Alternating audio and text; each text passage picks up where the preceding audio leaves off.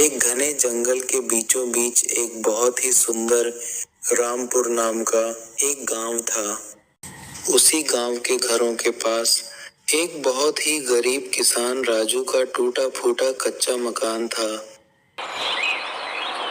एक दिन गांव की मधुर सुबह के साथ राजू की पत्नी राजू से बोलती हैं कि बरसात का मौसम आने वाला है, बुआई के लिए बीज की जरूरत है और घर में भी खाने का राशन खत्म होने को है, तो आप जाकर सेठ जी से बात करके राशन और बुआई के लिए बीज ले आते। तब राजू बोलता है, हाँ सरिता, तुम ठीक कहती हो, पर हमारी फसल पिछले 3 साल से खराब हो रही है। मुझे सेठ जी का पिछले 3 साल का उधार देना है। अगर इस बार भी फसल नहीं हुई तो सेठ जी को हमारी जमीन बेचनी पड़ेगी। और हम कर भी क्या सकते हैं? अब हमारे पास खेती करने के अलावा कोई दूसरा काम भी तो नहीं है हमारे पास करने के लिए। इसके बाद राजू बुआई का बीज और राशन लेने के लिए सेठ के घर जाने के लिए निकलता है।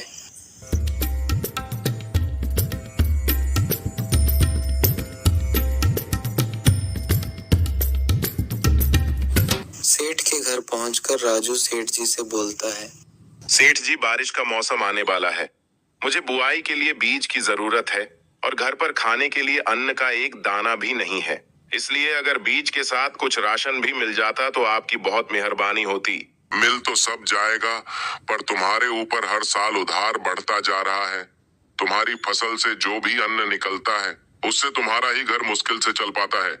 ऐसे में अगर मैंने तुम्हें उधार दे दिया तो तुम वापस कैसे लौटा पाओगे? सेठ जी, मैं दिन रात मेहनत करूंगा, कैसे भी करके इस बार आपका सारा उधार चुका दूंगा। मैं तुम्हें उधार एक ही शर्त पर दूंगा। यदि इस बार भी तुम मेरा सारा उधार नहीं चुका पाए तो तुम्हें अपनी सारी जमीन हमेशा के लिए मुझे देनी होगी। अगर मैं अपनी सारी जमीन आपको दे दूंगा तो अपने परिवार को कैसे पालूंगा? उन्हें खाने के लिए अन्न कहाँ से लाऊंगा? तुम और तुम्हारा परिवार चाहे भूखा रहे चाहे कुछ भी करे, मुझे तो तुम्हारी जमीन चाहिए। यदि तुम्हारे परिवार को खाने के लिए अनाज चाहिए और बुआई के लिए बीज, तो अपनी जमीन मेरे नाम करो।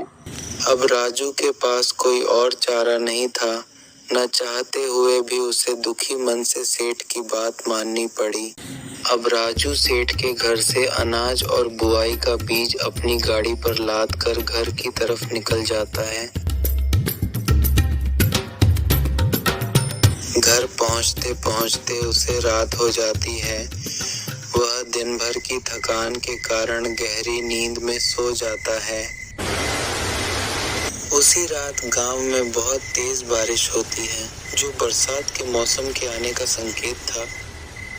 बरसात होने के बाद अगले दिन राजू की पत्नी राजू से बोलती हैं कि कल रात बहुत अच्छी बारिश हुई है और अब हमारे पास बुआई के लिए बीज भी है। आप आज ही जाकर खेत की बुआई कर दीजिए।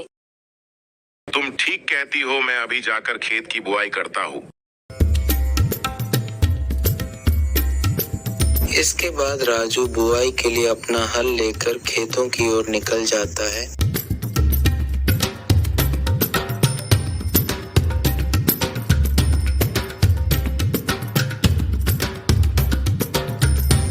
राजू खेत पर पहुंचकर बुआई का काम शुरू करता है और वह कुछ ही देर में सारे खेतों की बुआई पूरी कर लेता है।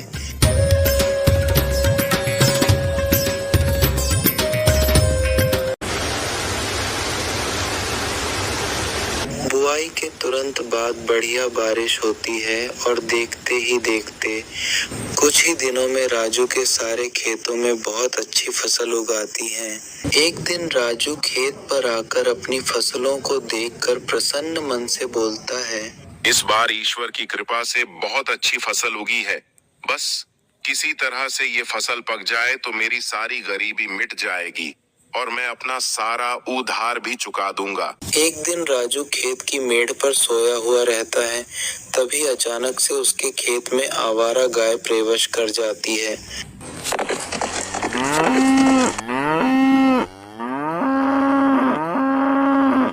देखते ही देखते सारे जानवर पूरे खेत की फसल को तहस नहस कर देते हैं। जब सुबह राजू की नींद खुलती है तो वह देखता है कि उसकी पूरी फसल खराब हो चुकी है। वह घबराकर अपने खेत की तरफ तेजी से भागता है और वह अपने खेत का यह हाल देखकर रोने लगता है और कहता है कि ये भगवान, ये सब क्या हो गया? अब मैं सेठ का उधार कैसे चुकाऊंगा और कहां से पूरे साल अपने परिवार को भोजन के लिए अनाज लाऊंगा? इसके बाद राजू अपने घर की तरफ निकल जाता है और घर पहुंचकर सारी बात अपनी पत्नी को रोते हुए बताता है।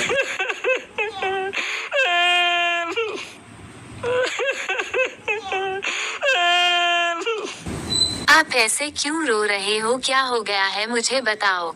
सरिता, हम बर्बाद हो गए। हमारी सारी फसल जानवरों ने बर्बाद कर दी। अब कहां से सेठ जी का उधार चुकाएंगे? यदि सेठ के पैसे नहीं दिए तो वो हमारी सारी जमीन ले लेंगे। आप चिंता मत करिए, जो भी होता है अच्छे के लिए होता है। भगवान सब ठीक कर देंगे। आप रोना बंद कीजिए और शांत हो जाइए। एक रात राजू अपने घर पर सोया रहता है, तभी उसे एक सपना आता है और वह सपने में देखता है कि उसके गांव के पास वाले जंगल के बीचों बीच एक गुफा है और उस गुफा में एक चमकदार जादुई हल पड़ा हुआ है। अगली सुबह राजू उस जादुई हल की तलाश में उस गुफा की तरफ निकल जाता है।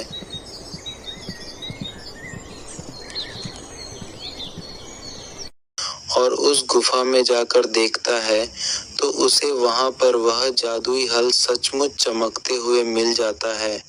राजू उस हल को छूता है और मन में सोचते हुए बोलता है, ए मेरे जादुई हल, मुझे मेरे खेत पर ले चल।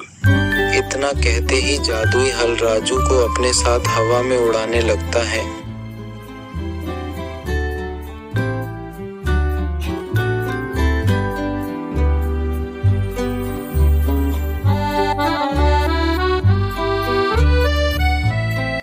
जंगलों के ऊपर से उड़ते हुए राजू अपने खेत पर पहुंचता है।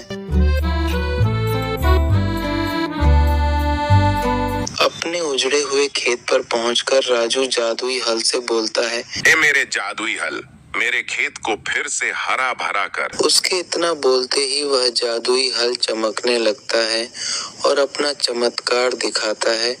उसके चमत्कार से उजड़ा हुआ खेत फिर से हरा भरा हो जाता है। इस बार राजू के खेत में फसल की बहुत अच्छी पैदावार हुई, जिसे बेचकर वह सेठ का सारा उधार चुका देता है और कुछ ही दिनों में राजू एक बहुत बड़ा आदमी बन जाता है। उसकी सारी गरीबी दूर हो जाती है। अब वो और उसकी पत्नी दोनों खुशी खुशी रहने लगते हैं।